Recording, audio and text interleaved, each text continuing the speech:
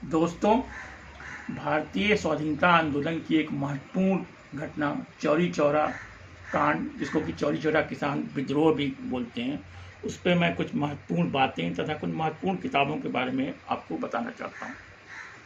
चौरी चौरा की घटना इसलिए भी बहुत महत्वपूर्ण है कि ये गोरखपुर शहर से ये गांव जो है 25 किलोमीटर दूर है और गोरखपुर में मैं दशकों रहा, इसलिए भी मुझे ये घटना हमेशा आकर्षित करती रही। मुझे संस्मरण है कि इतिहासकार और संस्कृतकर्मी प्रोफेसर लाल बहादुर वर्मा ने सर्वप्रथम चौरी चौरा की संभवतः 75वीं वर्षगांठ पे गोरखपुर में एक आयोजन किया था और मैं भी उसमें शामिल था।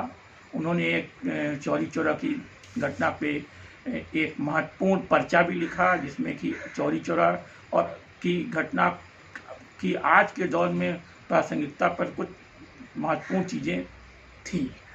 आजकल वो पर्चा मिलता नहीं, लेकिन एक चीज़ उसमें महत्वपूर्ण थी जो मुझे अभी तक याद है। उस पर्चे में 1789 की फ्रांसीसी क्रांति में एक महत्वपूर्ण घटना हुई थी, जब क्रांतिकारियों ने बास्तील किले में जो पेरिस के पास है उस पर हमला करके उसमें कैद अपने साथियों को, क्रांतिकारी साथियों को छुड़ा लिया था। उसके और वहीं से फ्रांसीसी क्रांति की शुरुआत हुई। उसके याद में अभी भी 14 जुलाई को वहाँ का स्वाधीनता दिवस मनाया जाता है। तो उन्होंने इसी आईने में चौरी चौरा की घटना को देखा था। उसके बाद और उसी आयोजन में गोरखपुर कलेक्ट्री में हम लोगों ने जो है चौरी चौरा के शहीदों के बारे में बहुत सी जानकारियाँ इकट्ठा की और उसी समय मुझे पता लगा कि चौरी चौरा घटना में शहीद हुए ज़्यादातर लोग दलित, पिछड़े और मुस्लिम वर्ग के थे। उसके बाद के दौर में एक दूसरी किताब जो कि अनिल कुमार श्रीवास्तव, जो कि गोरखपुर विश्वविद्यालय के एक शोध छात्र थे, उन्होंने चौरी चौरा का स्वतंत्र समर करके एक शोध ग्रंथ लिखा था। दुर्भाग्य से उनकी मृत्यु बहुत जल्दी हो गई, उनके जीवन काल में ये प्रकाशित नहीं हो पाई और उसके बाद गोरखपुरी में कुछ लोगों ने उसको जो है उसको प्रकाशित करवाया। उसका वितरण भी नहीं हो पाया। मुझे स्मरण होता है कि डॉक्टर परमानंद श्रीवास्तव के सौजन्य से मुझे वो पुस्तिका की कई प्रतियां मिली और मैंने कई लोगों को वितरित की। ये अपने समय की मुझे लगता है पहली जो है ये किताब थी जिसमें कि चौरी चौरा पे काफ़ी विस्तृत तरीके से इस घटना के बारे में बताया गया था। चौरी चौरा से घटना से पहले गोरखपुर और उसके आसपास 1857 में जो स्वाधीनता की गतिविधियां चल रही थी उसका भी वर्णन था और चौरी चौरा घटना में किस तरह से बोल्शेविक क्रांति का भी कुछ प्रभाव था, क्योंकि उसका मुख्य अभियुक्त अब्दुल्ला, जो कि प्रथम महायुद्ध में उसने भाग लिया था और वहाँ से लौटा था। लेकिन ये बाद के दौर में इस किताब के बाद ही शाहिद अमीन, जो सर्वटन धारा के इतिहासकार हैं, उनकी एक महत्वपूर्ण पुस्तक जो ऑक्सफोर्ड प्रेस से छपी, उसका नाम है event metaphor memory Chauri Chaura 1922 से 1992। हाशिए पे पढ़े सर्वटन इतिहास, हाशिए से पढ़े लोगों को प्रस्तुत करने का एक महत्वपूर्ण साधन है। उन्होंने भी एक महत्वपूर्ण किताब लिखी इस पे और ऑक्सफोर्ड प्रेस से छपी। लेकिन मुझे लगता है कि इसके बाद जो है जो किताब आई वो मुझे लगता है सबसे महत्वपूर्ण थी।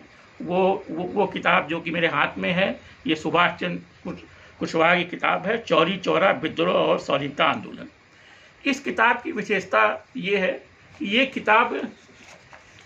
ये किताब सभी किताबों का एक समग्र मूल्यांकन के साथ साथ उन्होंने बहुत ही मेहनत की है इस किताब को लिखने में। जो लेखक हैं वो अपने छात्र जीवन से वामपंथी राजनीति में जुड़े रहे और वो कोई पेशेवर इतिहासकार नहीं है, वो विज्ञान वर्ग के स्नातक थे, लेकिन उन्होंने कई कविताओं कहानियों का संकलन उनका प्रकाशित हुआ है। और अभी हाल में इस किताब के बाद भी उन्होंने अवध किसान विद्रोह पे एक महत्वपूर्ण किताब लिखी है।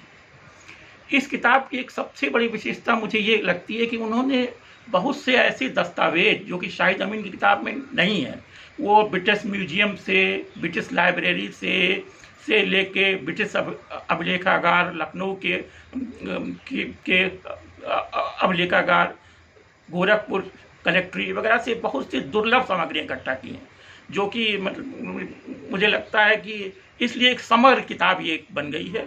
और एक जन इतिहास का सबसे बड़ा उदाहरण अगर कुछ किताबें हैं तो मुझे लगता है कि सुभाष चंद्र कुशवाहा की ये महत्वपूर्ण किताब है।